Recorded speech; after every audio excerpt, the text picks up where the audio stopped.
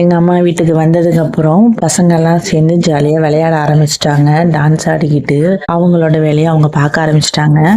என்னைய பார்த்தீங்களா, வண்டியில் ட்ராவல் பண்ணிட்டு வந்த அலுப்பு எப்படி உட்காந்துருக்கிறேன்னு இப்படி தான் அவரும் இருக்காரு. சனாவும் ஒரு பக்கமாக உட்காந்து சொப்பு சாமானை வச்சு விளாண்டுட்டு இருந்தா. ரசம் வேணாமா? வந்த உடனே நாங்கள் எல்லாரும் கொஞ்ச நேரம் ரெஸ்ட் எடுத்துட்டு கொஞ்ச நேரம் கழிச்சு சாப்பிட்லான்னு இருந்தோம். அவங்கெல்லாம் வச்சுக்கிட்டாங்க. எல்லாருக்கும் பசி எடுக்க ஆரம்பிச்சிருச்சு. அதனால ஃபைனலாக மாமாவும் நானும் பிரியாணி பொட்டலத்தை திறக்க ஆரம்பிச்சிட்டோம். ஒருத்தவங்களா எல்லாரும் பக்கத்தில் பசியோட மயக்கத்தில் வந்து உட்காந்துக்கிட்டாங்க. சரியா? பிள்ளைங்களுக்கெல்லாம் நானே ஊட்டுறேன்னு சொல்லி ஒருத்தவங்களுக்கெல்லாம் அவரே ஊட்ட ஆரம்பிச்சிட்டாரு.